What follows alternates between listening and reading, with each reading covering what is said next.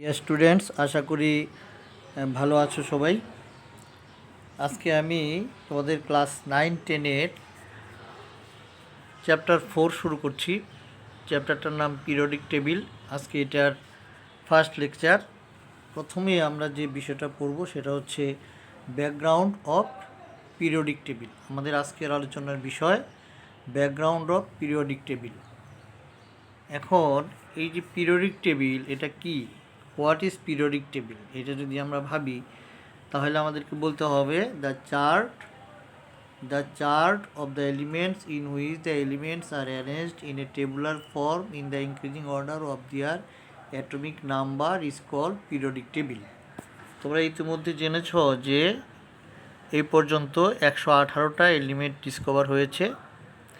এই 118টা এলিমেন্টের প্রপার্টি যদি আমরা একটা একটা করে আলাদাভাবে পড়াশোনা করতে যাই তাহলে অনেক সময় লেগে যাবে এবং কাজটা অনেক দুরূহ হবে। এখন এই এলিমেন্টগুলোকে একটা টেবুলার ফর্মে এমনভাবে সাজানো হয়েছে যে একই কলামে যে এলিমেন্টগুলো এক্সিস্ট করবে তাদের প্রপার্টির মধ্যে সিমিলারিটিস থাকবে, আবার একই রোর মধ্যে যে এলিমেন্টগুলো থাকবে তাদের প্রপার্টির মধ্যে একটা গ্র্যাজুয়াল চেঞ্জ আসবে। এতে করে কেমিস্ট্রি স্টাডিটা অনেক ইজিয়ার হয়ে যাবে। এই যে পিরিয়ডিক টেবিল সেটার একটা ভিউ আমি দেখাচ্ছি তোমাদের। এটা ক্লাস 9-10-এর বইয়ে এই পিরিয়ডিক টেবিলের ছবিটা আছে, আমি ওটাই এখানে দিয়েছি। এই যে পিরিয়ডিক টেবিলটা, এখানে 118টা এলিমেন্টকে একটা টেবুলার ফর্মে অ্যারেঞ্জ করা হয়েছে in the increasing order of their atomic number. কীরকম, এই যে এখানে দেখো, ফার্স্ট এলিমেন্ট হচ্ছে হাইড্রোজেন, এর অ্যাটমিক নাম্বার হচ্ছে 1। সেকেন্ড এলিমেন্ট হচ্ছে হিলিয়াম, এর অ্যাটমিক নাম্বার 2।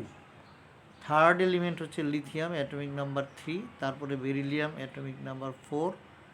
তারপরে boron, atomic number 5। Carbon, atomic number 6। Nitrogen, atomic number 7। Oxygen, atomic number 8। Fluorine, atomic number 9।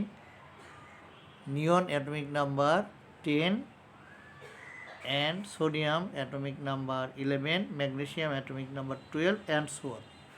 তাহলে বুঝতেই পারছো যে এখানে এলিমেন্টগুলোকে কতগুলো রো এবং কতগুলো কলামের মধ্যে in the increasing order of their atomic number arrange করা হয়েছে।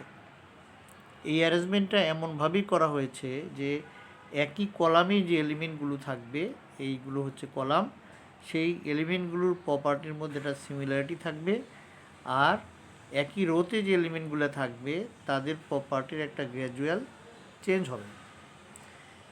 ফর এক্সাম্পল ধরো, এই যে ফার্স্ট কলামটা, এখানে lithium, sodium, potassium, rubidium, caesium, francium, hydrogen, এই যে এলিমেন্টগুলো, এই এলিমেন্টগুলো সবার আউটারমোস্ট এনার্জি লেভেলে একটা করে ইলেকট্রন আছে।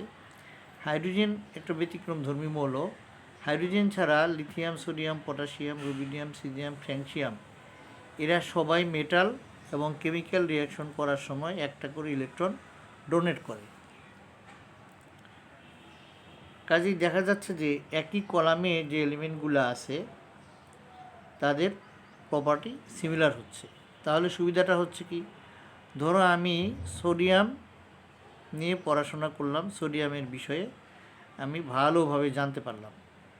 আমি জানতে পারলাম যে সোডিয়াম একটা মেটাল এবং এটা ওয়াটারের সাথে খুব ভিগোরিয়াসলি রিয়াকশন করে।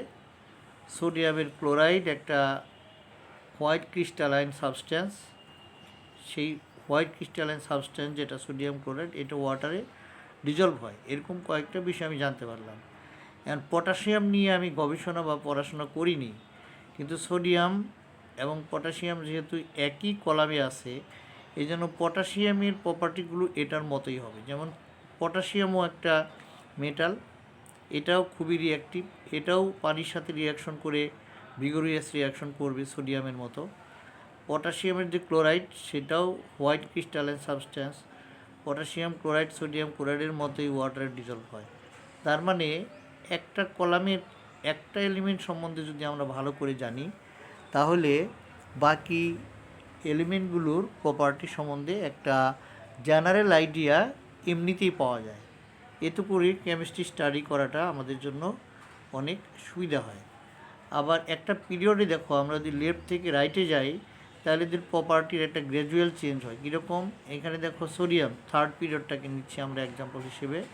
সোডিয়াম একটা ভেরি রিঅ্যাক্টিভ মেটাল। ম্যাগনেসিয়ামে এসে এইটার রিঅ্যাক্টিভিটি একটু কমে যাবে, এটা মেটাল, বাট এই মেটালিক প্রপার্টিও একটু কমে যাবে, রিঅ্যাক্টিভিটিও একটু কমে যাবে। অ্যালুমিনিয়ামে এসে মেটালিক প্রপার্টি আরেকটু কমে যাবে। অ্যালুমিনিয়ামের পরে আছে সিলিকন, এটার মেটালিক প্রপার্টি অনেকটাই কমে যাবে এবং এটা কি আমরা মেটাল বলতে পারবো না। এটার মধ্যে কিছুটা মেটালিক প্রপার্টি থাকে, কিছুটা নন মেটালিক প্রপার্টি থাকে। কাজে সিলিকনকে আমরা সাব মেটাল বলি। সিলিকনের পরের এলিমেন্টটাকে আমরা নন মেটাল বলবো, এটার প্রপার্টি নন মেটালের প্রপার্টি। তার মানে সিলিকনের পরের যে এলিমেন্টটা, এটা কমপ্লিটলি নন মেটাল হিসেবে পরিচিত, এর মধ্যে মেটালিক প্রপার্টি বিলুপ্ত হয়ে গেছে। তারপরে এখানে সালফারে এসে এটার মেটালিক প্রপার্টি আরও নাই, তার মানে এটা নন মেটালিক প্রপার্টি ফসফরাসের চাইতে বেশি। ক্লোরিনে এসে এটা আরও বেশি নন মেটাল, এটা আরও বেশি নন মেটাল।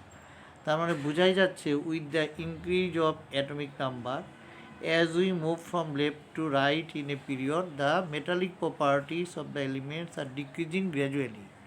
এরকম ডিক্রিজ করতে করতে আর্গনে গিয়ে এটা মিনিমাম হবে এবং তারপরে আবার নেক্সট এলিমেন্ট পটাশিয়ামে সোডিয়ামের মতো মেটালিক প্রপার্টিটা ফেরত আসবে। এই বিষয়টাকে বলা হয় হচ্ছে গ্র্যাজুয়াল চেঞ্জ এবং পিরিয়ডিক চেঞ্জ। তাহলে একটা পিরিয়ডে কোনো একটা প্রপার্টি গ্র্যাজুয়াল চেঞ্জ হইতে হইতে আফটার এ ডেফিনিট ইন্টারভাল সেই প্রপার্টিটা আবার রিপিট হচ্ছে। এই হচ্ছে তোমার কলাম এবং রো, যেটা কলাম এবং রো সেখানে প্রপার্টির চেঞ্জ। তাহলে একই কলামের এলিমেন্টগুলোর প্রপার্টি সিমিলার হবে আর একই রো যেগুলা সেগুলার প্রপার্টি গ্র্যাজুয়াল চেঞ্জ হবে। এইভাবেই এলিমেন্টগুলোকে এখানে সাজানো হয়েছে। তো এই যে পিরিয়ডিক টেবিলটা তৈরি করা হয়েছে, এটা একদিনে তৈরি হয় নাই। বিভিন্ন বিজ্ঞানীর ধারাবাহিক গবেষণা, রিসার্চ, এর ফলস্বরূপ ফাইনালি আমরা এই পিরিয়ডিক টেবিলটা পেয়েছি, যেটাকে মডার্ন পিরিয়ডিক টেবিল বলা হয়। এখন এই মডার্ন পিরিয়ডিক টেবিলের যে গ্র্যাজুয়াল ডেভেলপমেন্ট, মানে background of modern periodic table, সেই বিষয়টা আমরা একটু জেনে নিব যে কোন কোন সায়েন্টিস্ট এখানে রোল প্লে করেছে, কীরকম রোল প্লে করেছে। দেখো এখানে ব্যাকগ্রাউন্ড অফ পিরিয়ডিক টেবিলে প্রথম যিনি সায়েন্টিস্ট, অ্যান্টনি ল্যাভোইসিয়ে, উনি 1789-এ প্রথম এলিমেন্টগুলোকে তাদের প্রপার্টি অনুযায়ী ক্লাসিফাই করার চেষ্টা করেছেন। উনি বলেছেন যে এলিমেন্ট দুই ক্যাটাগরির হয়। কিছু কিছু এলিমেন্ট আছে যাদেরকে উনি বলেছেন মেটাল, যেমন জিঙ্ক, মার্কারি অ্যাটসেট্রা। আবার কিছু কিছু এলিমেন্ট আছে যাদেরকে উনি বলেছেন নন মেটাল, যেমন oxygen, nitrogen, hydrogen, phosphorus, sulphur. এইভাবে প্রথম দিকে প্রাথমিকভাবে একটা প্রিলিমিনারি ক্লাসিফিকেশন অফ এলিমেন্ট উনি শুরু করেছেন। এরপরে ইন 1829 ডোব্রিনার নামক একজন সায়েন্টিস্ট, উনি ল অফ ট্রায়াডস দিয়েছেন। ল অফ ট্রায়াডসটাকে একটু বুঝে নিতে হবে। এটার বিষয়টা হচ্ছে যে উনি তিনটা করে এলিমেন্ট পেয়েছেন যাদের প্রপার্টির মধ্যে সিমিলারিটিস আছে, এবং ওই তিনটা এলিমেন্টের সেকেন্ড এলিমেন্ট যেটা, সেটার অ্যাটমিক ম্যাস প্রথম এলিমেন্ট এবং থার্ড এলিমেন্ট, ফার্স্ট এবং থার্ড এলিমেন্টের অ্যাটমিক ম্যাসের অ্যাভারেজের সমান অথবা তার খুব কাছাকাছি। দেখো এখানে লিথিয়াম, সোডিয়াম, পটাশিয়াম, এই যে তিনটা এলিমেন্ট, এই তিনটা এলিমেন্টের প্রপার্টি উনি সিমিলার পেয়েছেন, প্রপার্টি সিমিলারিটি পেয়েছেন। শুধু তাই না, সেকেন্ড এলিমেন্ট যেটা সোডিয়াম, এইটার atomic mass first and third element, that is lithium এবং পটাশিয়ামের যে অ্যাটমিক ম্যাস আছে তার অ্যাভারেজের সমান। দেখো লিথিয়ামের অ্যাটমিক ম্যাস হচ্ছে 7, পটাশিয়ামের হচ্ছে 39, এই 39 আর 7-এর অ্যাভারেজ হচ্ছে 23। এই ক্রোনোলজিটা উনি ডিসকভার করেছেন। একইভাবে এখানে যে তিনটা এলিমেন্ট দেখতে পাচ্ছি আমরা, ক্লোরিন, ব্রোমিন এবং আয়োডিন, এদের প্রপার্টির মধ্যে সিমিলারিটি রয়েছে এবং ব্রোমিনের যে অ্যাটমিক ম্যাস সেটা হচ্ছে 80। অপরদিকে ফার্স্ট এলিমেন্ট ক্লোরিন এবং থার্ড এলিমেন্ট আয়োডিনের অ্যাটমিক ম্যাস 35.5 and 127 রেসপেক্টিভলি। এই দুইটা এলিমেন্টের, দ্যাট ইজ ক্লোরিন এবং আয়োডিনের অ্যাটমিক ম্যাসের অ্যাভারেজ হয় 81.25, যা কিনা 80-র একেবারে ক্লোজ। কাজে এখানেও এই ক্রোনোলজিটা উনি আবিষ্কার করেছেন। যেহেতু তিনটা করে এলিমেন্টের প্রপার্টি সিমিলার উনি পেয়েছেন, এই জন্য ওনার এই লটাকে বলা হয় ল অফ ট্রায়াডস। ট্রাই মানে 3, সেখান থেকে কথাটা আসছে ট্রায়াডস। এইভাবে উনি একটা ক্লাসিফিকেশন করেছেন। এরপরে in 1864 John Newland he gave law of octaves. উনি যে লটা দিয়েছেন, উনি এটাকে বলছেন ল অফ অক্টেভস। অক্টেভ কথাটা আসছে 8 থেকে, 8 অক্টা থেকে 8 থেকে অক্টা, এইভাবে কথাটা আসছে। উনি বলেছেন যে with the increase of atomic mass properties of the element changes gradually, and after any 8th element the similar property will repeat. At the 8th element the similar property will repeat. আমি এখানে example দিয়ে বুঝিয়ে দিচ্ছি। দেখো, lithium যে এলিমেন্টটা, এটাকে তুমি first element ধরো, এটা ফার্স্ট এলিমেন্ট লিথিয়াম ফার্স্ট, এটা second element boron third, fourth, fifth, sixth, seventh. এই যে লিথিয়াম থেকে শুরু করে আমরা 7টা এলিমেন্ট এখানে লিখেছি, in the increasing order of their atomic mass, কিন্তু এগুলো লেখা আছে। এদের প্রপার্টি গ্র্যাজুয়ালি চেঞ্জ হবে, কিন্তু 8 নাম্বার এলিমেন্টে গিয়ে সেই আগের এলিমেন্টের প্রপার্টির মতো প্রপার্টি ফেরত আসবে। কীভাবে? এটা first element lithium, first element, এটা second, third, fourth, fifth, sixth, seventh, property gradually change হচ্ছে। বাট 8th এলিমেন্ট হচ্ছে সোডিয়াম। এই 8th এলিমেন্ট যেটা সোডিয়াম, এটার প্রপার্টি লিথিয়ামের মতো। একটু বলে রাখা ভালো যে তখন কিন্তু ইনার্ট গ্যাস আবিষ্কার হয়নি। এই তুমি এখানে ফ্লোরিনের পরে ভাবতে পারো নিয়নটা কই, নিয়ন নাই কেন, বা এখানে আর্গন নাই কেন, তখনও পর্যন্ত ইনার্ট গ্যাস আবিষ্কার হয়নি। তখন ইনি লটা দিয়েছেন যে এলিমেন্টগুলোর প্রপার্টি গ্র্যাজুয়ালি চেঞ্জ হবে, কিন্তু এভরি 8th এলিমেন্টে সেই একই প্রপার্টি, একই ধরনের প্রপার্টি ফেরত আসবে। যেমন ধরো তুমি যদি ধরো এটা এইখানে আসো, নাইট্রোজেনটাকে যদি তুমি ফার্স্ট এলিমেন্ট ধরো, তাহলে 1 নাম্বার এলিমেন্ট নাইট্রোজেন 1 2 3 4 5 6 7 8, এই যে 8th এলিমেন্ট এটার নিচে পড়ে গেছে, নিচে রাখা হয়েছে এবং এদের প্রপার্টির সিমিলারিটিস পাওয়া গেছে। তাহলে এখান থেকে কিন্তু পিরিয়ডিক টেবিলের একটা প্রাথমিক আইডিয়া পাওয়া গেছে যে উনি কতগুলো রো পেয়েছেন যেখানে প্রপার্টিগুলো গ্র্যাজুয়াল চেঞ্জ হয়, আবার কতগুলো কলাম পেয়েছেন যেখানে একই কলামের এলিমেন্টগুলোর প্রপার্টি সিমিলার পাওয়া যাচ্ছে। যেমন লিথিয়ামের সাথে সোডিয়ামের প্রপার্টির মিল আছে, বেরিলিয়ামের সাথে ম্যাগনেসিয়াম, বোরনের সাথে অ্যালুমিনিয়াম, কার্বনের সাথে সিলিকন, নাইট্রোজেনের সাথে ফসফরাস, অক্সিজেনের সাথে সালফার এবং ফ্লোরিনের সাথে ক্লোরিনের প্রপার্টির সিমিলারিটিস উনি খুঁজে পেয়েছেন। এইভাবে এলিমেন্টগুলোকে একটা টেবুলার ফর্মে অ্যারেঞ্জ করার একটা বিগিনিং এখানে শুরু হয়েছে। এরপরে in 1869 Russian scientist Dmitri Mendeleev উনি একটা পিরিয়ডিক টেবিল তৈরি করেছেন, এবং উনি পিরিয়ডিক টেবিল তৈরি করার আগে একটা স্টেটমেন্ট দিয়েছেন, যেটাকে ওনার নাম অনুসারে মেন্ডেলিভস পিরিয়ডিক ল বলা হয়। ওনার নাম অনুসারে বলা হয় মেন্ডেলিভস পিরিয়ডিক ল। এই লটা মুখস্থ করে ফেলতে হবে, কারণ এটা ক্রিয়েটিভ কোশ্চেনের নাম্বারে এই কোশ্চেনটা আসে। স্টেটমেন্টটা কি? Physical and chemical properties of the elements change periodically in the increasing order of their atomic mass. আবার দেখো, physical and chemical properties of the elements change periodically in the increasing order of their atomic mass. এখানে একটা term use করা হয়েছে periodically. এই কথাটার মানেটা আমাদেরকে বুঝতে হবে। পিরিয়ডিক চেঞ্জ বা পিরিয়ডিক্যালি যে চেঞ্জগুলো হয়, এর মানে হচ্ছে যে একটা প্রপার্টি গ্র্যাজুয়ালি চেঞ্জ হবে, কিন্তু আফটার এ ডেফিনিট ইন্টারভাল সেই প্রপার্টিটা আবার ফেরত আসবে। আমি একটা সাধারণ এক্সাম্পল দিয়ে তোমাদের বোঝাইতে চাই। ধরো আজকে হচ্ছে টুয়েসডে, তাহলে আগামীকাল এটা টুয়েসডে থাকবে না, এটা চেঞ্জ হয়ে ওয়েনসডে হয়ে যাবে, তারপরের দিন এটা থার্সডে হবে, এইভাবে চেঞ্জ হতে থাকবে। থার্সডের পরে ফ্রাইডে আসবে, তারপরে স্যাটারডে, তারপরে সানডে, তারপরে মানডে। এই ডেটা কিন্তু আবার সেই টুয়েসডে হবে। তার মানে টুয়েসডেটা after every 7 days after every 7 days the same day will come again, the same day will repeat. এই ধরনের চেঞ্জকে আমরা পিরিয়ডিক চেঞ্জ বলি। আবার ধরো এখন যাচ্ছে হচ্ছে এপ্রিল মাস, আগামী মাসটা মে মাস হয়ে যাবে, তারপরে জুন আসবে, July, August, September, October, November, December, January, February, March, এরকম করে পরে আবার এপ্রিল ফেরত আসবে। কাজে এই যে মাসের যে চেঞ্জটা, এটাকে আমরা পিরিয়ডিক চেঞ্জ বলতে পারবো। কিন্তু ধরো এখন হচ্ছে 2026 সাল চলছে,